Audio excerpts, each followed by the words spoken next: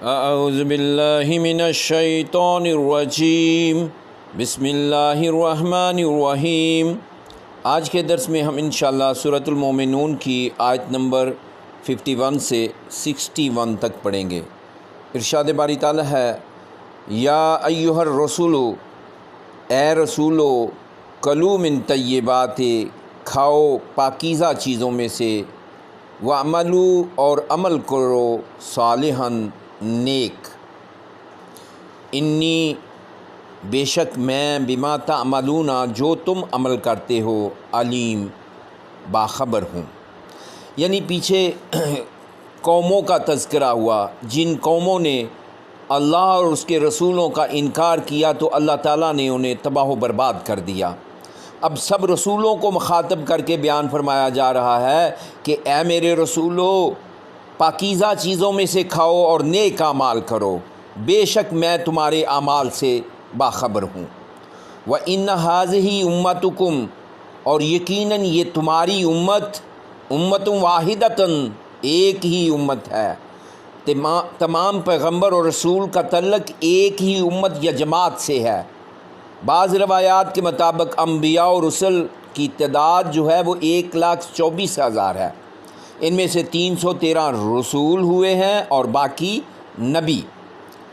ان انبیاء اور رسل میں سے بعض کا تذکرہ قرآن حکیم میں آیا ہے، لیکن اکثر کا تذکرہ نہیں آیا۔ تقریباً 27 کا ذکر قرآن حکیم میں آیا ہے۔ قرآن حکیم کی سورہ نساء میں آیت نمبر 164 میں اللہ تعالیٰ فرماتے ہیں، وَرُسُلًا قَدْ قَصَصْنَاهُمْ عَلَيْكَ مِن قَبْلُ، اور رسولوں میں سے جن کا ہم نے اس سے پہلے آپ کے سامنے تذکرہ کر چکے، وَرُسُلًا لَمْ نَقْصُصْهُمْ عَلَيْكَ، اور ایسے رسول بھی ہیں جن کے حالات ہم نے آپ کے سامنے بیان نہیں کیے۔ یعنی کچھ رسولوں کا ذکر تو قرآن میں بیان کر دیا گیا ہے، لیکن بہت سارے انبیاء اور رسل ایسے ہیں جن کا قرآن میں تذکرہ نہیں ملتا۔ پھر آگے فرمایا، وَأَنَا رَبُّكُمْ، اور میں تمہارا رب ہوں، فَاتَّقُونِ، پس تم میرا تقوی اختیار کرو، مجھی سے ڈرو۔ فَتَقَطَّعُوا أَمْرَهُمْ بَيْنَهُمْ زُبُرًا، فَتَقَطَّعُوا، تو انہوں نے منقطع کر لیا، توڑ لیا، امرہم اپنے معاملے کو، بینہم اپنے درمیان، زبرا ٹکڑے ٹکڑے۔ امر سے مراد یہاں دین ہے، یعنی انہوں نے اپنے دین کے ٹکڑے ٹکڑے کر ڈالے۔ وہ کوئی یہودی بن گیا، کوئی عیسائی بن گیا، کسی نے کوئی نام رکھ لیا، کسی نے کوئی نام رکھ لیا۔ پھر مسلمانوں میں پھر گروہوں میں تقسیم ہو گئے، کوئی فرقہ بن گیا، کوئی فرقہ بن گیا۔ کل حزب، اور ہر گروہ، بما لدیہ، جو اس کے پاس ہے، فارحون، وہ اس پر اترا رہا ہے، وہ اس پر خوش ہے کہ میں سب سے اچھا ہوں، میرے پاس سب سے اچھی تعلیمات ہے۔ فذرہم فی غمرتہم، تو اے نبی صلی اللہ علیہ وسلم آپ انہیں چھوڑ دیجئے، ذرا، فذرہم، پس چھوڑ دیجئے انہیں، فی غمرتہم، ان کی مدہوشی میں، ان کی گمراہی میں، حتی حین، ایک وقت تک کے لیے۔ ایحسبون، کیا وہ گمان کرتے ہیں، انما نمدہم، کہ ہم ان کی مدد کر رہے ہیں، بہی، ساتھ اس کے، من مال و بنین، مال اور بیٹوں کے ساتھ۔ یعنی وہ سمجھتے ہیں کہ ہمیں مال ملا ہوا ہے، ہمیں دنیا میں اولاد ملی ہوئی ہے، لہٰذا ہمارا رب ہم سے راضی ہے۔ ایسی بات نہیں ہے۔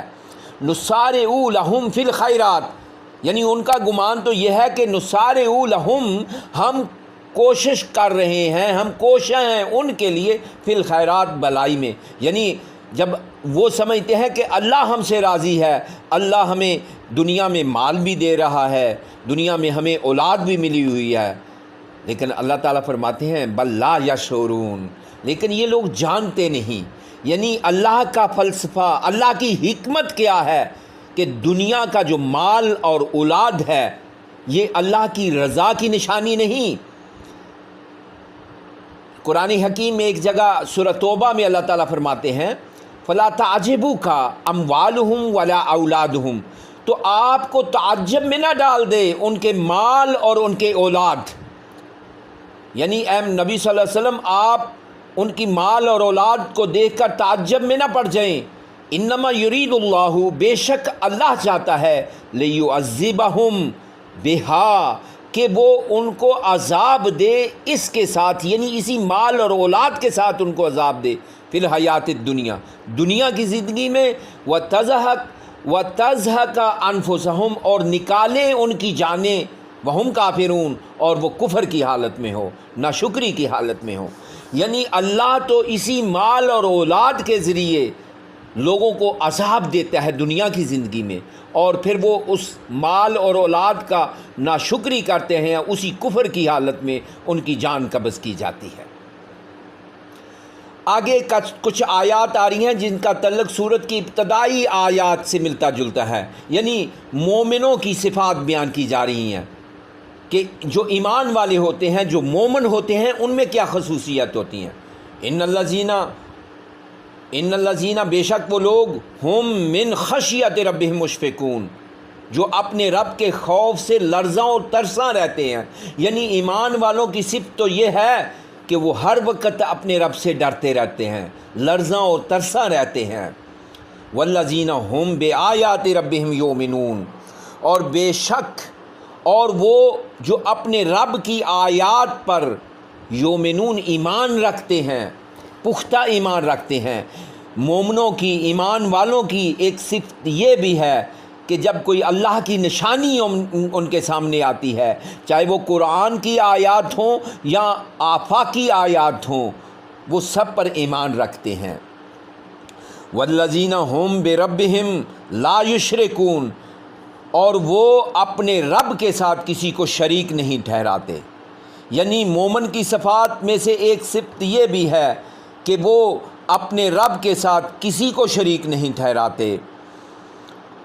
والذین یؤتون ما آتوا، اور وہ جو دیتے ہیں اللہ کی راہ میں، تو جو کچھ دیتے ہیں اس طرح دیتے ہیں، وقلوبہم وجلۃ، ان کے دل ڈرتے رہتے ہیں، انہم، بے شک وہ، الی ربہم، اپنے رب کی طرف، راجعون، لوٹنے والے ہیں. یعنی وہ اللہ کی راہ میں صدقہ خیرات کرتے ہیں اس انداز میں کہ ان کے دل پھر بھی ڈرتے رہتے ہیں کہ کہیں ان کے اس معاملے میں کوئی دکھلاوا نہ آ جائے، کوئی کمی بیشی نہ رہ جائے، اور وہ اپنے رب سے ہمیشہ ڈرتے رہتے ہیں اور اس بات پر یقین رکھتے ہیں کہ وہ سب اپنے رب کے حضور پیش ہونے والے ہیں.